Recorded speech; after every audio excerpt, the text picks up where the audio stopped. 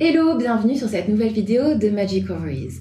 Aujourd'hui, mon invitée est Marie-Pénélope Pérez. C'est grâce à son ouvrage Sagesse et pouvoir du cycle féminin que j'ai décidé de me lancer dans l'observation de mon cycle menstruel et l'apprentissage de la symptothermie. Le sujet de notre vidéo aujourd'hui, c'est la danse contraceptive. Mais avant de vous mettre la vidéo, je vous invite à vous abonner à la chaîne YouTube, à nous suivre sur Instagram, le nom du compte c'est magicovaries_fr, et sur TikTok, le nom du compte c'est magicovaries tout court. Voilà, à très bientôt.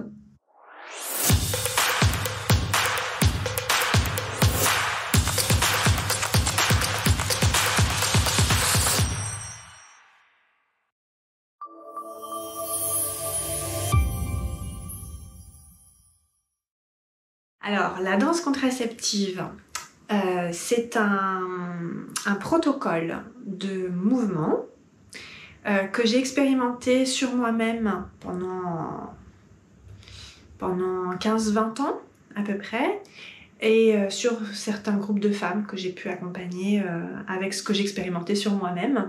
Je me suis basée sur la séquence qui a été mise au point, qui a été codifiée par Aviva Steiner et son équipe, puisqu'Aviva Steiner a travaillé avec toute une équipe de gens autour d'elle, de différentes disciplines. Ça allait des kinés en passant par différents types de médecine conventionnelle et énergétique, de professeurs de yoga, des professeurs de danse, donc toute une équipe comme ça qui a exploré et cherché à comprendre comment rendre la séquence la plus optimale possible. Et donc moi je me suis basée sur cette séquence. Donc c'est une séquence de mouvement donc, codifiée par Aviva Steiner en Israël, séquence qui a été déposée à l'OMS dans les années 60 à la suite de ces nombreux groupes tests qu'elle a menés avec son équipe sur différents types de femmes, d'âges différents, de milieux différents, et qui au bout d'un moment lui ont permis effectivement de confirmer c'est son intuition à elle de départ, qui était que certains mouvements qui sont des mouvements de base qui sont issus des danses de fertilité qu'on retrouve absolument partout dans le monde, donc c'est vraiment des mouvements, c'est un peu comme des vocables de base qu'on retrouve un peu comme les vocables que font les bébés quand ils naissent, il y a ce côté universel. Voilà, c'est un peu ça, mais sauf que c'est pour du mouvement. Son intuition, c'était que certains de ces mouvements peuvent avoir une action très rapide sur le fonctionnement, la fonction des organes du petit bassin, autant dans un sens de boostage possible, d'accélération des processus physiologiques, qui peuvent être peuvent permettre par exemple d'accélérer les processus de la fertilité, par exemple, de l'ovulation, du milieu de cycle par exemple, mais peuvent aussi être utilisés et ont été utilisés jadis comme des mouvements qui vont permettre aussi d'accélérer la fin d'un cycle menstruel et donc la survenue des menstruations pour clore un cycle, pour terminer un cycle, et donc par là même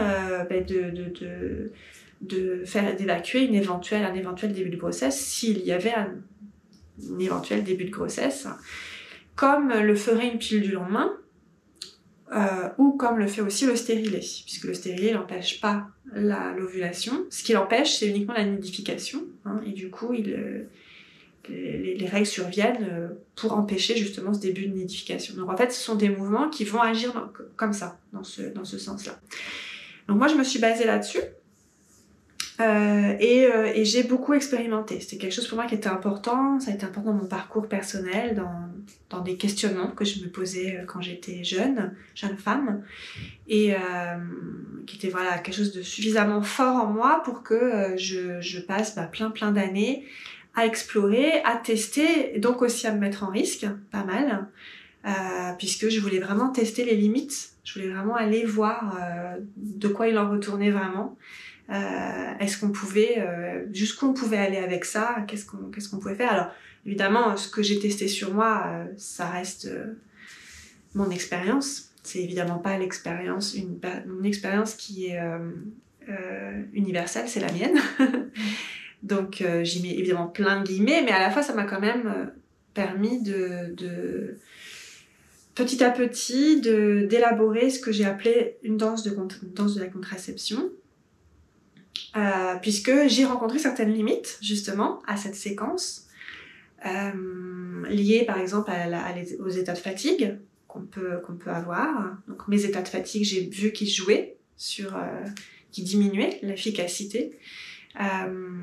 Mes états de stagnation aussi, les moments où ça circule moins bien, pour X raisons, que ce soit des choses liées à des concours de circonstances très factuels, d'ordre plutôt physique, plutôt matériel, on bouge pas assez, par exemple, des périodes où on est beaucoup immobile, ça, mais qui peuvent aussi être des choses liées à un état intérieur. Nos états intérieurs, ils vont beaucoup jouer aussi sur comment ça circule dans notre corps. Et dans une vie, il y a des tas de moments où on est bien, où c'est fluide, et puis il y a des moments où c'est pas fluide, et où du coup ça se traduit aussi par des stagnations dans le corps. Donc cette séquence de mouvement, elle m'a amenée du coup à aller observer, aller assez finement sur moi-même, et bien sûr sur aussi les groupes de femmes que j'ai pu accompagner, qui se sont prêtées à ce jeu au cours de différentes années, sur leur retour, grâce à leur retour, grâce à leurs témoignages, leurs propres expériences, les retours qu'elles ont pu m'en faire, les questions qu'elles me posaient aussi. Donc tout ça, ça a concouru à ce que, au fur et à mesure des années, je cherche, en plus de cette séquence de mouvement qui est ma base pour cette action contraceptive, mais qu'est-ce qu'on peut adjoindre à ça sur la base d'une connaissance de soi-même. C'est-à-dire que moi, personnellement, je sais que je peux avoir une tendance à la stagnation et à la fatigue, par exemple. C'est des choses qui sont propres vraiment aux choses qui vont se manifester facilement chez moi. Pour une autre femme, ça peut être d'autres choses, mais donc voilà, ça va se baser sur la connaissance qu'on a de notre propre fonctionnement, de nos propres fragilités, nos propres tendances au déséquilibre, quel type de déséquilibre sont susceptibles de se présenter le plus souvent pour soi-même. Et du coup, à partir de là, qu'est-ce qu'on va pouvoir, nous, en tant que femmes, dans un quotidien tel qu'il est, pas idéal, quoi, un quotidien pas idéal, avec des hauts, des bas, des moments où on est moins disponible, des moments où on est plus fatigué, des moments pas faciles, des moments où c'est pas facile psychologiquement aussi, des moments où on a nos ambivalences intérieures, etc. Quels seraient les outils qui pourraient venir nous donner envelopper cette séquence de mouvement pour en faire une pratique qui soit une pratique d'auto-responsabilisation dans ce rapport à la contraception. Ce rapport à la contraception qui est au cœur de la vie de tous les jours, quoi. En tout cas pour des femmes qui sont hétéros et donc avec un risque de conception.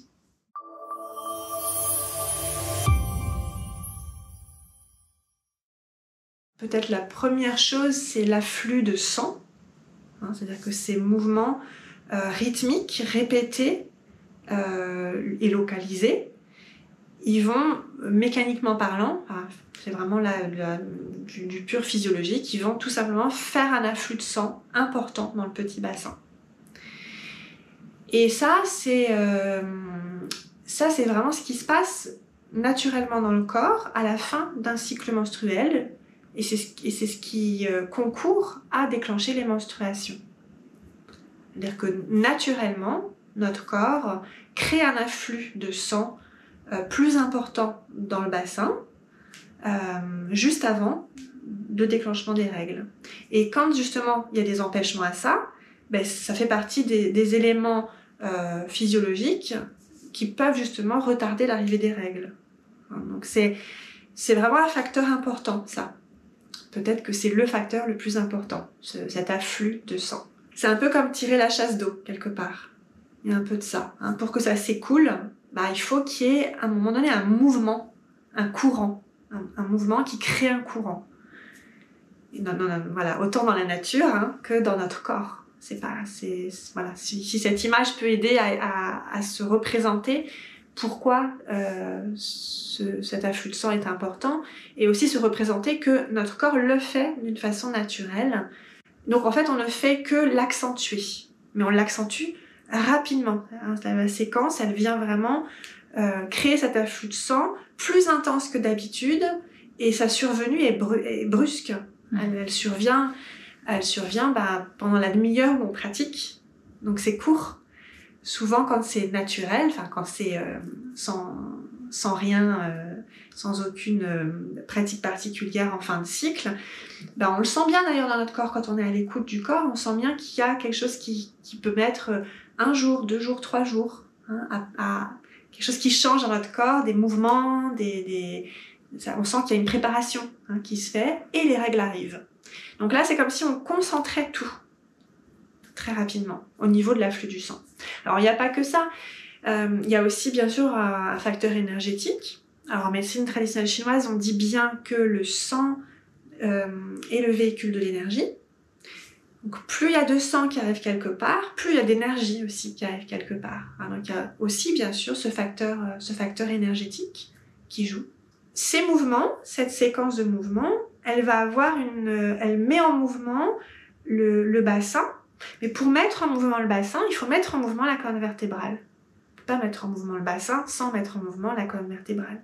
Et particulièrement, alors toute la colonne vertébrale va être animée par cette séquence, mais tout particulièrement, il va y avoir un pic d'intensité, de puissance, dans la partie basse de la colonne vertébrale. Toute la zone lombaire et sacrale. Et dans l'architecture du corps, la colonne vertébrale, c'est vraiment la trame de construction, la trame de fondation qui vient soutenir l'édifice. C'est autour de la colonne vertébrale que notre vie, la vie de les organes, tous les tissus qui vont être animés de vie et qui vont donc créer ce corps, cette personne, cet être qu'on est. Ça se fait autour de la colonne vertébrale. C'est vraiment par segment. Chaque segment de la colonne vertébrale est une souche, comme une racine, qui est une souche qui donne vie à un tronçon, à une partie du corps. Vraiment comme une racine. Donc vraiment la colonne vertébrale, il faut vraiment l'imaginer comme ça, comme une racine qui donne naissance à un certain groupe d'organes, un certain groupe de tissus neuromusculaires, tendineux, de peau, de zones de peau, etc. Et on appelle ça des zones métaméliques, des métamères.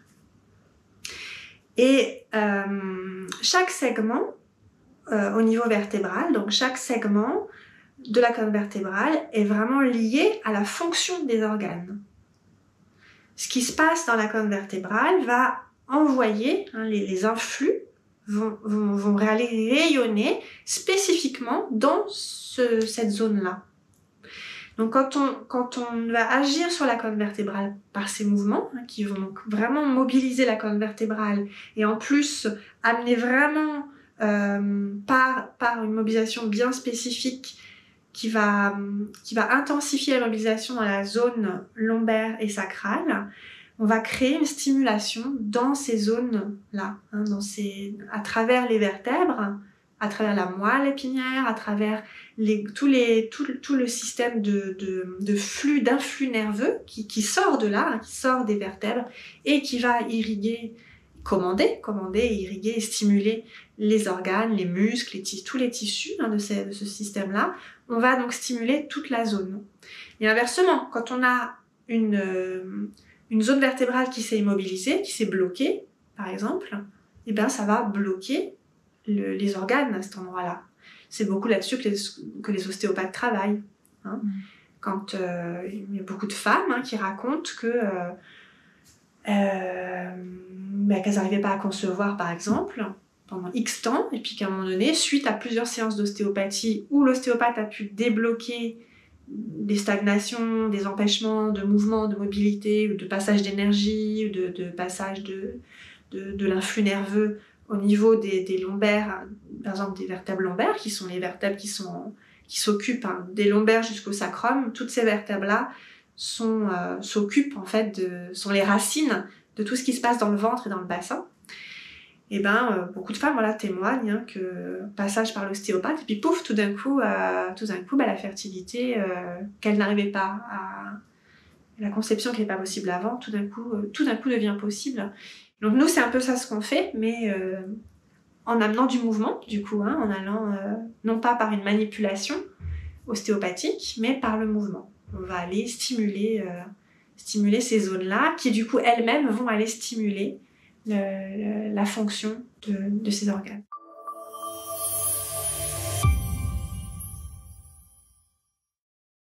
Il faut compter à peu près une demi-heure d'une pratique soutenue, d'une pratique bien rythmique et bien soutenue.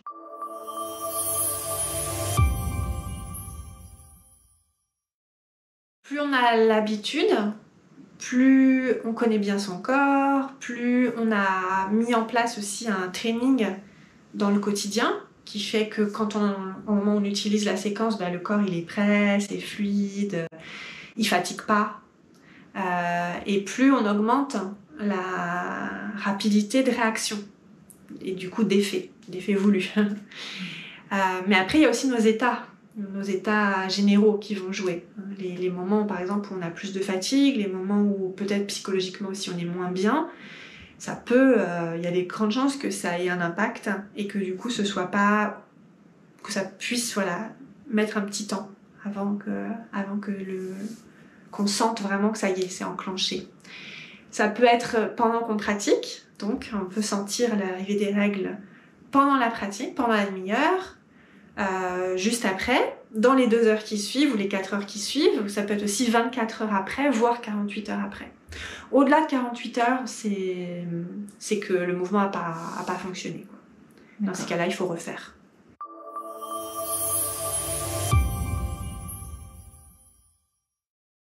Je pense que ce qui est sécurisant, c'est de vraiment s'être rendu compte qu'on a réussi soi-même à déclencher ces règles, que c'est pas le hasard, que c'est pas juste parce que nos règles elles seraient venues de toute façon. C'est ce qui va vraiment nous mettre en contact avec la subtilité des signaux qu'il faut qu'on apprenne à écouter pour se rendre compte si les mouvements ont été efficaces ou pas. Donc pour faire ça, ce qui va être important, c'est de se donner une phase d'apprentissage, une phase de préparation dans laquelle du coup, qui dit phase d'apprentissage dit ne pas se jeter tout de suite dans le bain. Donc se prévoir quelques mois où on est vraiment protégé au niveau des rapports sexuels pour le faire dans des bonnes conditions, pour pas être en stress de peut-être pas, que ce soit un moment de sérénité. Et de démarrer le premier mois très tôt dans le cycle. Admettons que j'ai un cycle de 28 jours, on va par exemple commencer le 20e jour. Et on va observer quand est-ce que nos règles se déclenchent. Si elles arrivent à venir dans les 48 heures qui viennent, le mois d'après, on va se mettre à cette date-là. Par exemple, on a fait la pratique le 20e jour, et effectivement, nos règles sont arrivées le 22e jour, par exemple. Du coup, le mois suivant, on va faire la pratique le 22e jour, et on va voir en combien de temps ça se déclenche. Et on va aussi voir, peut-être que ça se déclenche pas, des fois, parce que peut-être on n'a pas encore bien la pratique, on la fait pas encore d'une façon suffisamment global, avec suffisamment de lâcher prise, avec suffisamment d'énergie, ça s'apprend, ça se fait pas forcément du jour au lendemain. Donc ça nous laisse du temps, du coup, avant l'arrivée vraiment de nos règles, ça nous laisse du temps pour agir. Si on se rend compte qu'il n'y a rien qui se passe, à ce moment-là, on va pouvoir refaire la pratique. On a du temps devant nous, on n'est pas pris au dépourvu. Jusqu'à sentir que, là ça y est. Ce qui est important, ça va être de sentir, d'apprendre à reconnaître par quels signaux corporels on sent le déclenchement, le corps se mettre dans le déclenchement des règles. La réponse du corps, en fait. Donc ça va être variable selon les femmes, et les femmes qui, selon le parcours de chacune, qui vont très vite sentir tout ça, qui vont très vite reconnaître les signaux, sentir très vite si la pratique elle a enclenché le truc et qu'il n'y a plus qu'à attendre, ou si ça s'est pas fait, il va falloir refaire. Mais du coup sans trop tarder. Hein. Parce que le but c'est de se rapprocher petit à petit de la fin de cycle normal. Donc si moi j'ai mes règles tous les 24 jours, le 23e jour. Si moi j'ai mes règles tous les 28 jours, le 27e jour, ainsi de suite. Donc plus on sent qu'on comprend ce qui se passe, qu'on sent qu'on pratique de mieux en mieux, que c'est de plus en plus efficace, qu'on se sent de plus en plus en maîtrise, et plus on va comme ça se rapprocher de la veille de notre jour de cycle pour faire le moment de pratique, pour que les règles arrivent dans la foulée. Alors soit les règles arrivent parfois très rapidement, pendant ou juste après, mais ça peut être 24 heures et ça pose pas de soucis. On se met pas en retard de règles. Ça nous permet aussi d'avoir plusieurs mois comme ça d'apprentissage. Ça nous permet aussi de découvrir justement quel est notre rythme. Parce que même si ça peut fluctuer en fonction de plein de choses, hein, notre énergie, notre bien-être, au contraire des moments où on est plus fragile, etc., on va quand même souvent reconnaître en nous une certaine tendance. Est-ce que moi j'ai plutôt tendance à ce que mon corps donne la réponse de manière assez rapide dans la foulée, hein, dans les 10 heures qui suivent la pratique, ou est-ce que je sens que j'ai plutôt tendance à ce que de toute façon mon organisme ait besoin au moins d'une nuit de repos, donc plutôt 24 heures. Et ça on le sent petit à petit. Et c'est ça l'intérêt aussi de donner un temps d'apprentissage. C'est de se créer des repères, de se donner du temps pour se sentir à l'aise, pour être rentré dans ces mouvements, dans ce qu'ils ont, ces mouvements de qu'est-ce qui déclenche, dans quelle disposition aussi intérieure j'ai besoin de me mettre ou de me laisser aller pour sentir que je m'ouvre à ces mouvements vraiment, que je les fais pas juste comme une mécanique. C'est pas une chorégraphie qu'on apprend comme on ferait une chorégraphie pour rire, quoi. Il y a besoin de se connecter à ces mouvements. Donc c'est bien de se donner du temps pour apprendre tout ça, pour se créer des repères, et puis du coup pour petit à petit pouvoir les utiliser voilà, avec moins de filets de protection en dessous, hein, puisqu'à un moment donné il faut que ça nous serve. L'idée c'est quand même que ça nous serve dans la vraie vie.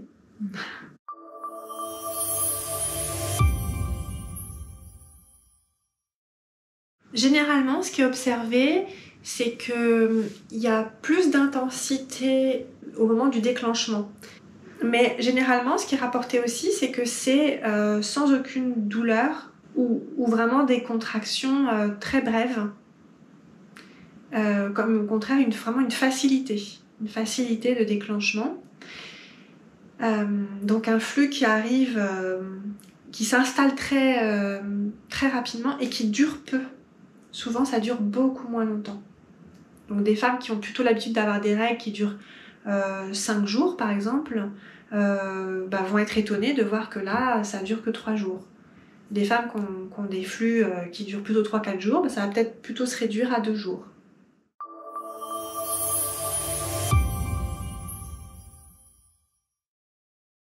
Quelqu'un qui voudrait pratiquer avec régularité, c'est nécessaire aussi qu'il se crée un peu un training quotidien, parce qu'on n'arrive pas à cette séquence qu'on doit pratiquer avec puissance, avec intensité, en étant dedans, en s'ouvrant à ces mouvements. On se rend bien compte qu'il faut un entraînement, qu'il faut se donner. Il faut se donner, peu importe l'entraînement, ça peut être vraiment, c'est du sur-mesure. Mais en tout cas, ça invite à ça. Ça invite à ce que chaque femme, chaque pratiquante, on va dire, de cette séquence, de cet outil, se crée quand même une pratique régulière.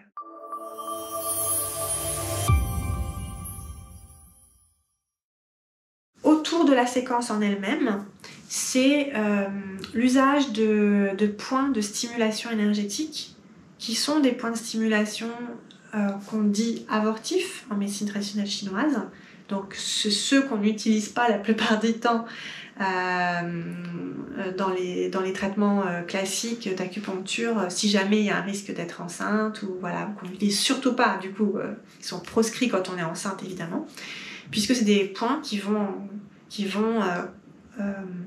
encourager le corps à cet afflux de sang et d'énergie dans le bassin.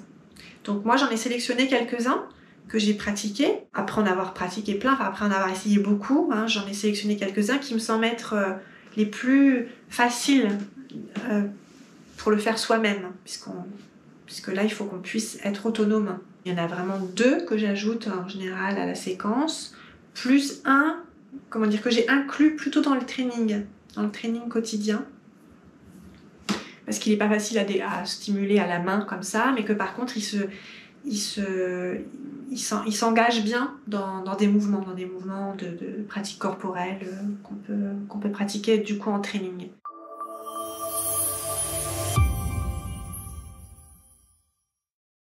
Mais oui, cette séquence, même sans les points, quand elle est bien faite, quand le corps il est ok, voilà, qu'il n'y a pas spécialement de grosse fatigue, de problèmes de vitalité, parce qu'il faut pouvoir la soutenir, cette pratique, ou de trop de stagnation. La séquence, en réalité, elle, bien pratiquée, elle fait venir les règles. Quand on est dans le cadre des menstruations, c'est-à-dire, là je parle vraiment avant tout retard de règles, avant tout retard de règles, elle va évacuer ce qu'il y a dans l'utérus. Donc on pourrait dire que la séquence, elle est contraceptive, voire abortive. Donc le soutien des points d'acupuncture, des points de stimulation, il est important, je trouve, moi dans mon expérience en tout cas, et c'est pour ça que je la transmets avec ces différents outils en plus, dont les points d'acupuncture, parce qu'on n'est pas toujours au top. Voilà, que dans la vraie vie, voilà, il y a des hauts et des bas, et que surtout quand on a peur, quand on sait pertinemment qu'il y a eu un rapport non protégé, qu'on peut rentrer dans tout un tas d'ambivalences intérieures, et c'est ça qui se passe en réalité. C'est pas toujours si évident, c'est pas toujours si simple. Il peut y avoir plusieurs voix en nous qui parlent en même temps et qui sont pas forcément d'accord. Et donc ça peut être vraiment ça peut vraiment venir contrarier la puissance des mouvements, la puissance de la séquence. Donc l'ajout des points avortifs, ils vont déjà nous sécuriser. Ils apportent une sécurité supplémentaire. Parce qu'on sait que si on a senti que pendant la séquence on manquait de vitalité, qu'on manquait de puissance, ou que notre tête elle partait dans toutes les directions et qu'on avait beaucoup de mal à se concentrer, on sait qu'on a ça en plus de la séquence, et que du coup on envoie une double information à notre corps, et qu'il le reçoit par des chemins différents, qui ne lui demandent pas le même effort. C'est pas du tout le même effort, la stimulation et la pratique de la séquence. Ça reste vraiment important de vraiment considérer que c'est une pratique qui est vraiment faite pour être utilisée dans le cadre de nos menstruations. Et que quand on sort de ce cadre, c'est plus de son ressort. C'est vrai que c'est impressionnant quand on l'essaye, quand on l'éprouve dans son propre corps pour de vrai. C'est vrai que c'est tellement impressionnant que ça peut être facile de se dire mais c'est bon, du coup j'ai l'outil, plus besoin de faire attention à rien du tout, ni même à savoir où j'en suis dans mon cycle, parce que quand je veux, je déclenche. Ça serait le pas qu'il faudrait pas franchir, qui serait très dangereux, je pense. Quand on sort de ce cadre-là, le corps, lui, il met en route quelque chose. Il verrouille, en fait. Soit il a pas l'organisme pour X raisons, il a décidé qu'il ne garderait pas cet embryon, et dans ce cas-là, il y a une fausse couche immédiate, fausse couche qu'on perçoit même pas comme une fausse couche, puisque tout simplement nos règles arrivent. Mais quand les règles n'arrivent pas, quand justement on sort du cadre de nos menstruations, c'est parce que l'organisme, lui, il considère que cette grossesse, il va la protéger. Et il commence à verrouiller tout un tas de choses. Et donc cette séquence, elle n'est pas faite pour l'après. Elle est très puissante, très efficace, mais avant le retard de règles.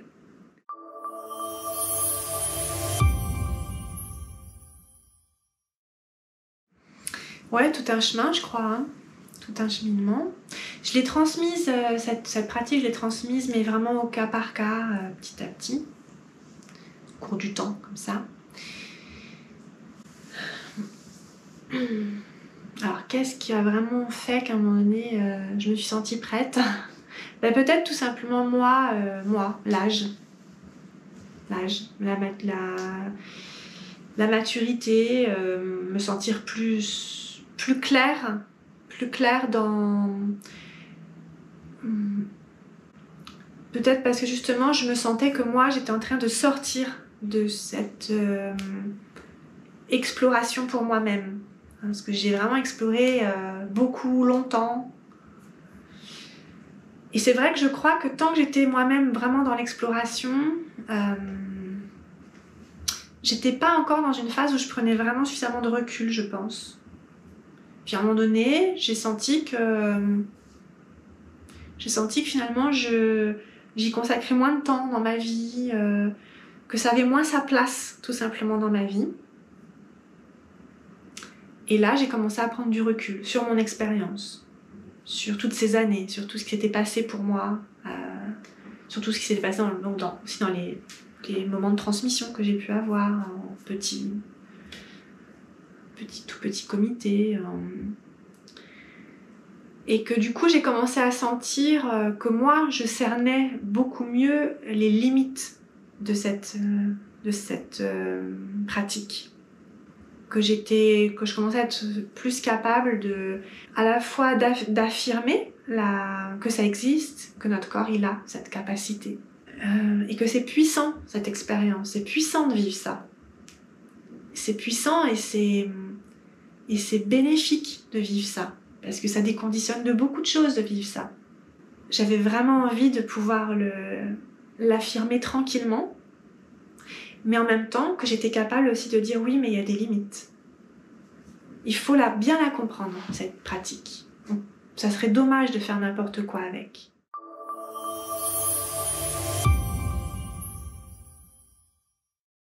Quand j'avais 19 ans, j'ai eu l'immense chance incroyable de me retrouver, donc par le hasard des choses, auprès de deux personnalités qui m'ont énormément impactée. D'un côté, une chinoise qui s'appelle Carfung Wu. Carfung Wu Santaro, c'était son nom complet à l'époque, mais je crois qu'aujourd'hui c'est Carfung Wu. Donc une chinoise auprès de qui j'ai suivi un enseignement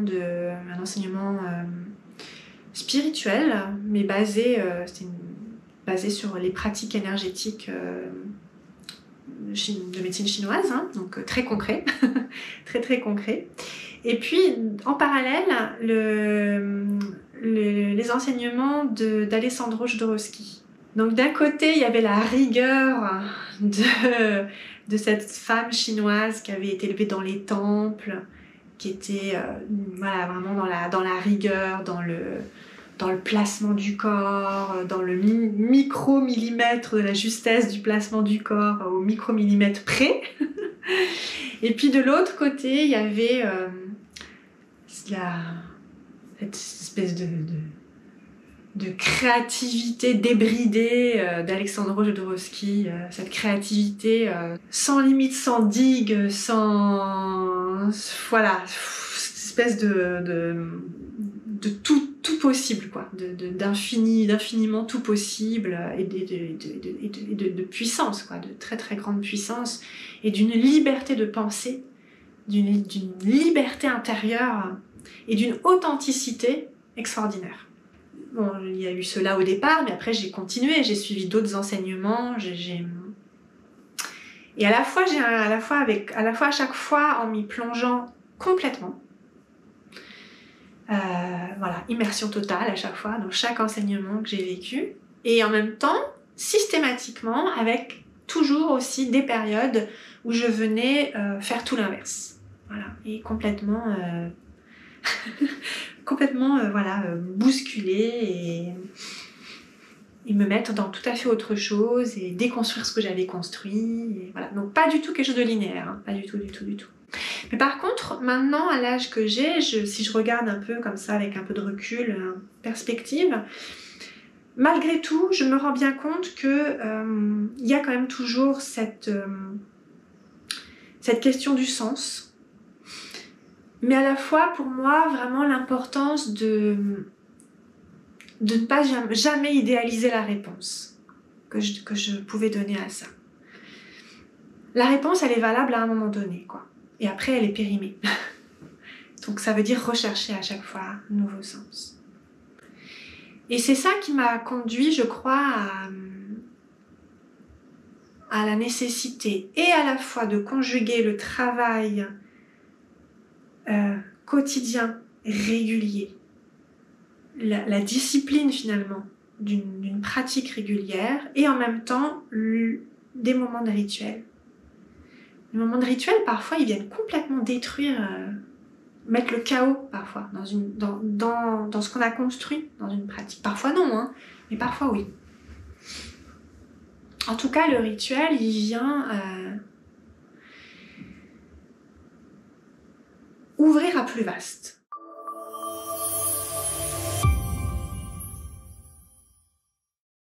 Eh bien, on peut me retrouver sur le site de Rites de Femmes, ritesdefemmes.com, où là, il y a, je pense, à peu près toutes les informations sur ce que je propose, sur les différents contenus, les différentes occasions, différents espaces que je peux créer à des moments ponctuels ou réguliers. Sur les réseaux sociaux, sur Instagram, sur le compte de Rites de Femmes, et puis sur la chaîne YouTube Rites de Femmes, Marie-Pénélope Pérez. Depuis le début de l'année, il y a notamment un atelier Habiter son corps qui a lieu une fois par mois. Et puis en général, chaque mois, je suis sur un thème pour aborder tout ce qui est proprioceptivité, donc des exercices très simples, très très accessibles, pour tout simplement mieux habiter son corps. Et en général, je suis sur un thème par mois, et puis donc autour de cet atelier qui peut être pris en direct, je fais souvent 1, 2, voire 3 petites vidéos complémentaires qui créent du contenu en plus, donc pour bien sentir bien habiter du coup le thème du mois et puis bien en profiter pour soi-même. Merci d'avoir regardé cette vidéo jusqu'à la fin. Je vous donne rendez-vous le mois prochain pour une nouvelle interview. À bientôt.